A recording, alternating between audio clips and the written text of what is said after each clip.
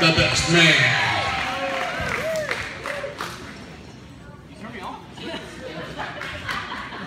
Hello. That was really good, Taylor. Mine's gonna be nothing like that.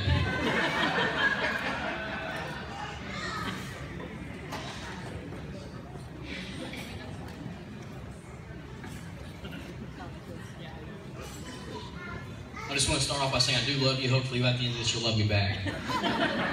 Yeah. In my older age, I got to get some glasses on here that Brent wanted me to wear. I don't know why.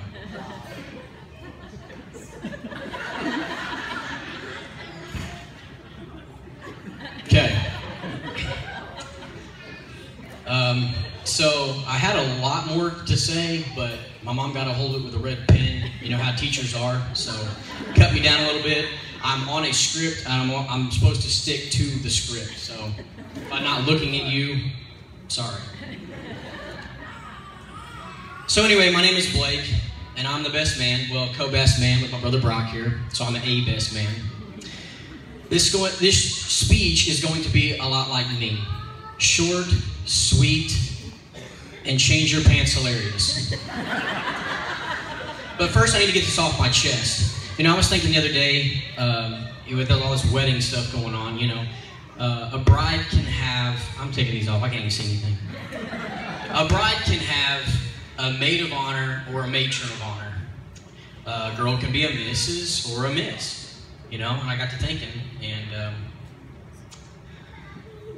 lost my place. Got to get back on the script here. I tried to be brave, but I can't do it. Oh, a guy could be. Hold on. Oh, guys are just Mr. and there's just a best man. Although being a mantron of honor would be pretty awesome, I think. Anyway, there's no descriptive there, and so a guy could be married or single and have anybody supposed to know the difference. So, with that said, I would like to let everybody know here that I'm 100% available. And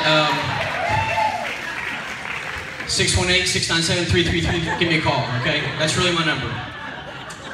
And only qualifications, prefer you be 21 or older, and you must not already be in my family, so that excludes everybody over here. I'm looking over at you people, okay?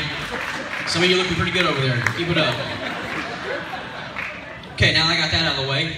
I'd like to thank everybody for being here. I see a lot of friends and family, a lot of people I don't even know. Pretty amazing what lengths people go to get a free meal around these days.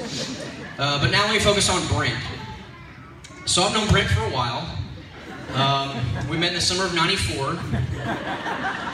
I was 3, he was new. I'll never forget the first time I saw Brent.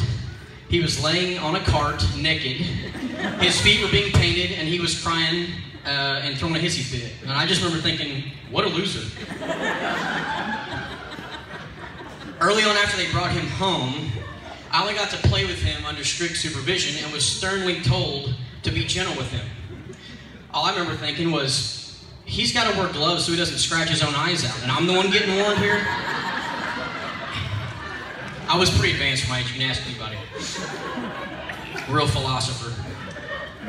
Brent, you're the one that ruined my only chance at being an only child. But you were also the one that made me a bigger brother. A big brother. Well, at least for a few years until you outgrew me. So, I guess I'll forgive you. And yes, I am the oldest of the 3. Me being Blake, 1, Brent, 2, Brock, 3rd. I do look the youngest. I used to not like that, but now I love it. Brent was really cute as a kid. He was actually pretty adorable. I'm not really sure what happened, but I'm afraid his best days are behind him.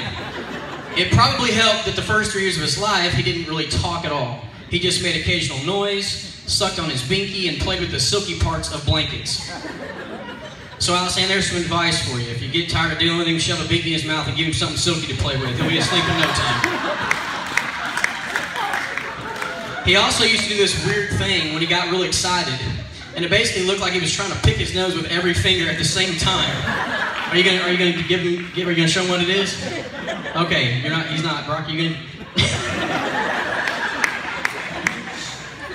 So I'm just gonna give you a little rundown of how Brent and Allison actually met. It was at Shawnee College, Tim Frizzell's speech class, and he was going through the list of the names, and he came down to Alice Ann's name. Alice Ann with 2 capital A's, and so he was like, Alice Ann, whatever. And so they made a joke about it. Brent thought it was hilarious, and came home and told us, and was like, yeah, she's pretty cute. I think I might try to go out with her. And so basically that happened, and then he said that he started out in the back of the class. Alice Ann was in the front of the class, so he just kind of steadily started moving his way up to the front of the class to sit with her. And then apparently some time passed. They saw each other in the hall. Brent was eating a Pop-Tart. I don't know why he told me that, but he did. He said that she smiled at him and said something to him, and he just knew that she liked him from that encounter. And I looked at him and I said, dude, it's Alice Ann. She's nice to everybody. I mean, your radar was not really that on.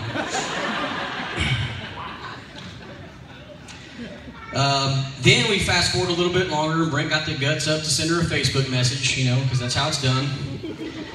And so he sent her a Facebook message just when the stickers had come out, the big faces. He accidentally touched the sticker, sent it to her, and then started freaking out because he's like, oh, she's going to think I'm a creep. Yeah, big old smiley face.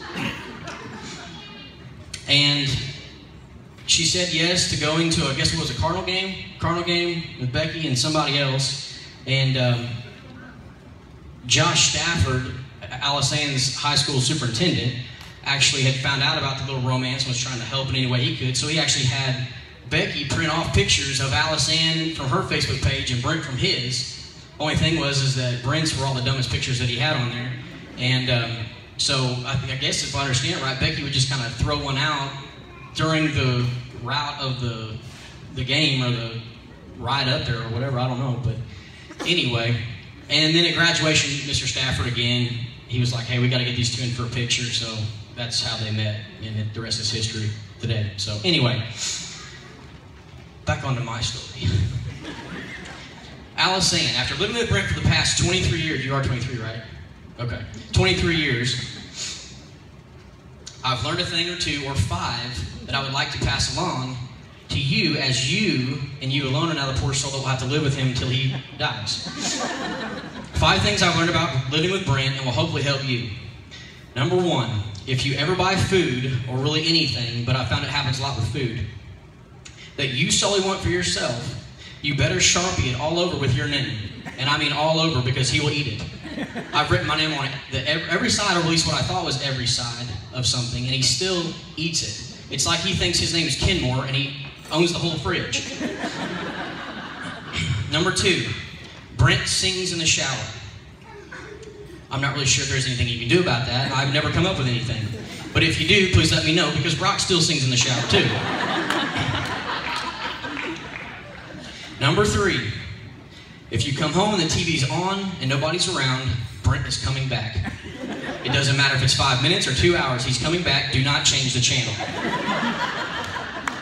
Number 4, if you ever go duck hunting with Brent, don't let him shoot his gun until it's completely put back together. Am I right, Greg? And it might not be a bad idea to wear a helmet. And not like a bicycle helmet, but like a whole motorcycle helmet with a face mask and stuff. Okay. And number 5. Hopefully you won't have to worry about this one.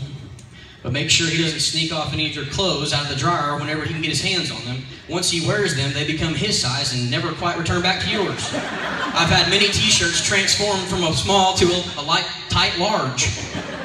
Then it's like, what else am I supposed to do with it? I'm going to give it to him. I mean, that's probably why he's doing it in the first place. Like I said, hopefully you don't have to worry about that one, because if you do, you got bigger problems than that.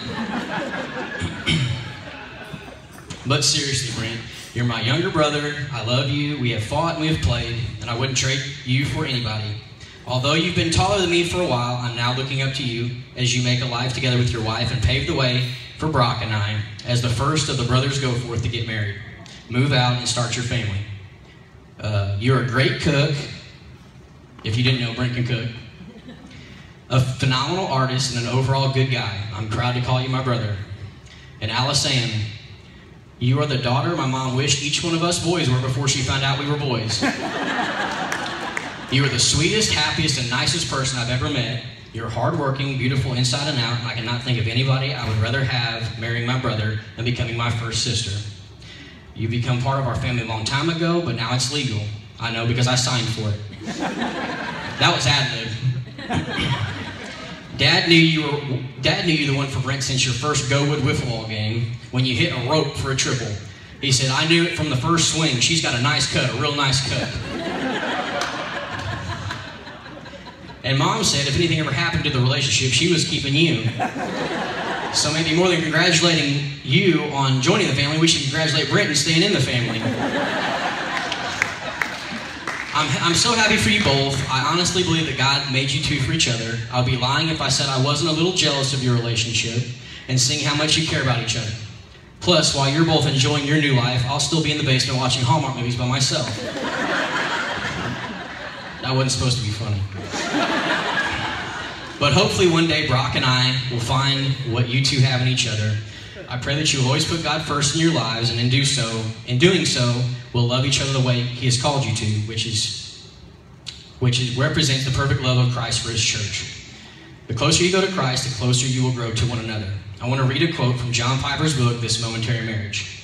Marriage is not mainly about prospering economically. It's mainly about displaying the covenant-keeping love between Christ and His church. Knowing Christ is more important than making a living. Treasuring Christ is more important than bearing children. Being united to Christ by faith is a greater source of marital success than double income prosperity. Nothing compares to the joy of knowing Christ. We love you. Congratulations, Brent and Allison. To the Go Force.